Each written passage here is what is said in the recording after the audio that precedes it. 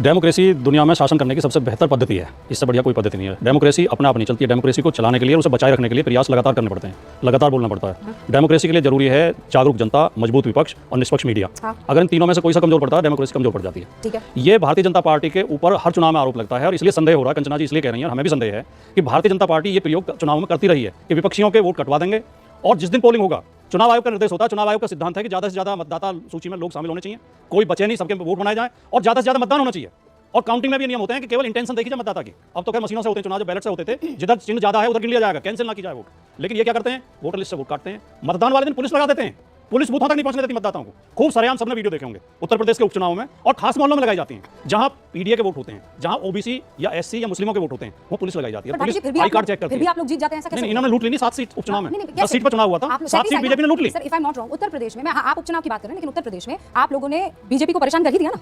वो तो हमारी ताकत है, वो आपकी ताकत है, जनता का आशीर्वाद है। अब इसमें अगर ये ईमानदारी से चुनाव करते तो हमारी 55 सीट होती। ठीक है, हम 37 पर रोक दिए। आप मेरी बात सुनिए ना। लेकिन मैं जो कहना चाह रहा हूं वो बहुत महत्वपूर्ण बात है। एक बार बस मैं आपको ये सवाल का जवाब दीजिएगा, फिर आप अपनी बात कंप्लीट कर लीजिए। मैं बस आपसे ये समझना चाह रही हूं, आप ये कह रहे हैं कि ये लोग दुरुपयोग करते हैं, ये पुलिस लगा देते हैं, ये चुनाव आयोग का जो है नाजायज इस्तेमाल करते हैं। तो उत्तर प्रदेश जैसे इलाके में जहां इनकी तूती बोलती थी, जहां पर इनको सबसे ज्यादा अपना रसूख दिखाना था, ये वहां हार जाते, मतलब हार जाते, इतनी कम सीट लेकर आते कि थूतू होती। देखिए चंबल से सोचिए अयोध्या हार जाते। ऐसा ये नाजायज फायदा। आप बता रहा हूं, मेरी बात पूरी होने दीजिए। 2022 में अखिलेश यादव जी ने प्रेस कॉन्फ्रेंस करके आरोप लगाया था कि मुसलमानों और यादवों के वोट काटे गए। चुनाव आयोग ने नोटिस दिया अखिलेश यादव जी को कि हमें सबूत दो।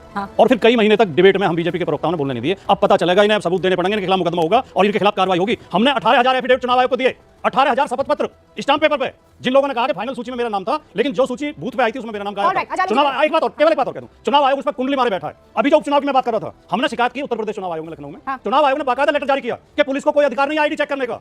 100 वीडियो हैं जहां पुलिस भी आईडी चेक कर रही है बूथों के बाहर। 100 वीडियो सोशल मीडिया में मौजूद है अभी भी। और हमने शिकायत की और एक दरोगा तक पिस्टल तान रहा था महिलाओं की तरफ कि नहीं जाओगे यहां से आगे। पुलिस वोट डालने से रोक रही थी और चुनाव आयोग ने कोई कार्रवाई नहीं की। वो पुलिस वाले जेल में होने चाहिए थे। सबसे पहले वीडियो वो न्यूज़ 18 इंडिया ने दिखाया था। तो पुलिस वाले जेल में क्यों नहीं गए? कानून का उल्लंघन कर रहे थे। रुको जरा, सबर करो। देखिए रुबिका जी, हार के 50 धुरंधर लेकिन जीत का एक ही सिकंदर होता है। अब बेचारे हारते हारते इतना परेशान हो चुके हैं 2017, 2019, 2022। अब कहीं से परेशान अरे इतनी परेशान हो चुके हैं, 24 में मिली छोटी सी अमृत, उससे भी अपना जीवन सफल नहीं मानते हैं। और 24 में जो अमृत मिली उसके बाद रहे सही कसर उपचुनाव ने पूरी कर दी। फ्रस्ट्रेशन इस लेवल पे नहीं होना चाहिए कि आप सीधे सीधी एक ऐसी संस्थाओं को टाल टोकने शुरू कर दीजिए जो देश में 75 साल से वो व्यवस्था बनाई हुई है। अब व्यवस्था भी बनाई हुई है कांग्रेस पार्टी ने, कोई हमने नहीं बनाई।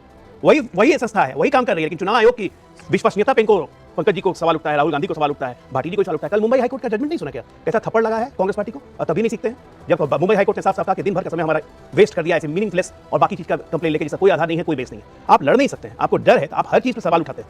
और जहां पे आप जीतने लगते हैं वहां पे कहते हैं कि जनता आ गई। चंबल के डाकू याद आ रहा है आपको, तो नेचुरल चंबल के डाकू तो आपको याद आएंगे। डाकू को टिकट देकर पार्टी से लड़वाते हैं, तो चंबल के डाकू नहीं आएंगे तो क्या आपको वाल्मीकि याद आएंगे?